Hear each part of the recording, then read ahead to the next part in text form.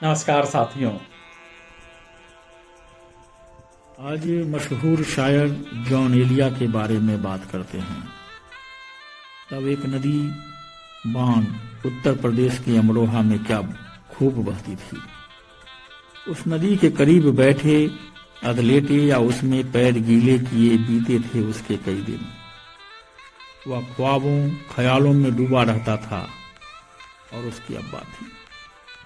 उनके लिए शायरी, तारीख, मजहब आदम, इल्म हयात और फलसफों का सिलसिला थी जिंदगी। अब्बा लिखते भी रहते थे। अरबी, फारसी, अंग्रेजी, यूनानी और संस्कृत के विद्वान अब्बा ने अपने इस छोटे बेटे में न जाने क्या देखा कि कहा, तुम मुझसे एक वादा करो। बेटे ने हामी भरी। तब अब्बा ने कहा, वादा करो कि तुम जब बड़े हो जाओगे तब मेरी किताबें जरूर छपवाओगे। अब्बा की आंखों में गहरी उदासी थी। अब्बा ने तालीम को पूरा वक्त दिया था, पर शायद दुनियादारी की जंग में अपने आप को शिकस्त मान बैठे थे। तब बेटे ने कहा, हाँ, मैं वादा करता हूं, जब बड़ा हो जाऊंगा तो आपकी किताबें जरूर छपवाऊंगा। अब्बा ने एक यकीन के साथ अपनी विरासत अपने छोटे बेटे को थमा दी।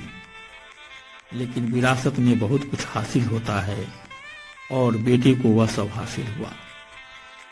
पिता की बेचैनी, उदासी बेटे में उतर आई।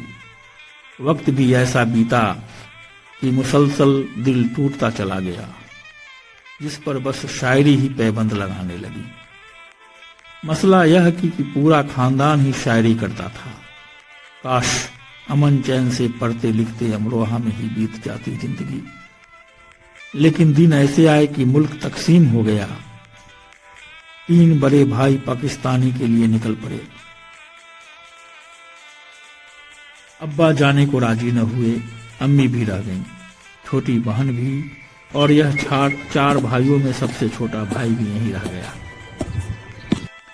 आजादी का जश्न मनाया गया, मगर उसे लाखों चिरागों की रोशनी में अंधेरा ही दिखाई दे रहा था। खून में लिथरी ऐसी आजादी का तो कोई तसव्वुर भी न था। बड़े भाई चले गए। तब इस छोटे भाई ने यह शेर कहकर अपने दिल को समझाया कि उस गली ने ये सुन के सब्र किया, जाने वाले यहाँ के थे ही नहीं। तकसीम के साथ सारी खुशियां जाती रहीं। ऐसे गमगीन वक्त में छोटे बेटे को मुशायरों में बुलाने का सिलसिला शुरू हो गया था, जहां उन्हें जॉन एलिया नाम से पुकारा जाता था, और वह बेबाकी से अपनी बेचैनी और सवाल पेश करते थे। कहाँ का दिन, कैसा दिन, क्या दिन, ये क्या गड़बड़ मचाई जा रही है। वह पूछते थे कि ये कौन लोग हैं जो एक दूसरे को कत्ल कर डालते हैं, और एक कत्ल करने वाले हमेशा मजहब के ही क्यों होते हैं। और तब यह शेर सुनाते थे, अब नहीं कोई बात खतरे की, अब सभी को सभी से खतरा है। उनकी परेशानियों में इजाफा होता चला गया। तपेदिक ने भी घेरा तो वह उसे भी शायरी में ले आए। मैं हुनरमंद ए रंग हूं, मैंने खून थूका है, दाद पाई है। कुछ साल बीते, छोटी बहन का निकाह हो गया तो अम्मी दुनिया से रुखसत हो गई, और अब्बा भी। अमरोहा में अकेले रह गए जॉन एलिया। कराची से बड़े भाई बार बार बुलाते रहे। आखिर भाइयों की बड़ी कोशिश के बाद जॉन एलिया भी रोते बिलखते छोड़ चले अमरोहा। कराची में एक एक दिन भारी बीता। वहां समंदर के पास खड़े उन्होंने अमरोहा की बान नदी को बार बार याद किया। अमरोहा में बान नदी के पास जो लड़का रहता था, अब वो कहाँ है। मैं तो वही हूँ, गंगा जी और जमुना जी। वह 21 साल बाद अमरोहा मुशायरे के लिए आए थे। मंच पर जब उन्हें पाकिस्तान के मशहूर शायर कहकर पुकारा गया, तब वह माइक संभालते ही फपक पड़े कि मैं पाकिस्तानी नहीं हिंदुस्तानी हूं, और शेर अर्ज किया, क्या पूछते हो नाम और निशान ए मुसाफिरों, हिंदुस्तान में आए हैं हिंदुस्तान के थे। तकसीम ने क्या नुकसान किया, उसकी एक बड़ी मिसाल जॉन एलिया हैं।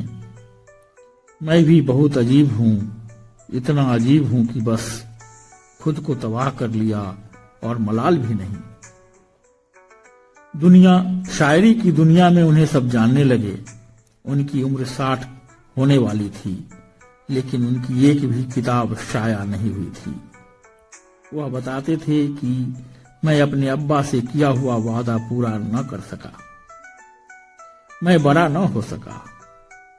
यही मेरा वह एहसास जुर्म है जिसके सबब मैं अपने कलाम की पेशकश से गुरेज करता हूं।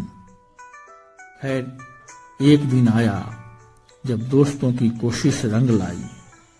14 दिसंबर को जन्म लेने वाले जॉन एलिया का पहला दीवान शायद शाया हुआ, लेकिन अफसोस भी रह गया। एक ही हादसा तो है और वो एक ही आज तक बात नहीं कही गई, बात नहीं सुनी गई। वह एक ऐसे शायर थे कि जब मंच पर होते थे तब दूसरा कोई न दिखता था। बाकी शायर डूबकर सुनाते थे और वह टूटकर। दुबला सा बीमार जिस्म, लंबे बेतरतीब खुले बाल के बावजूद उन्हें अपने खास होने का भी अंदाजा था। वह अक्सर कहते थे, मैं जो हूं जॉन एलिया हूं जनाब, मेरा नाम जरा अदब से लीजिएगा। तो दोस्तों आज के लिए बस इतना ही। जल्द ही मिलेंगे एक नए वीडियो के साथ, तब तक मुझे विदा दीजिए। और हाँ, अगर अभी तक आपने मेरे इस चैनल को सब्सक्राइब नहीं किया है तो सब्सक्राइब कीजिए, लाइक कीजिए।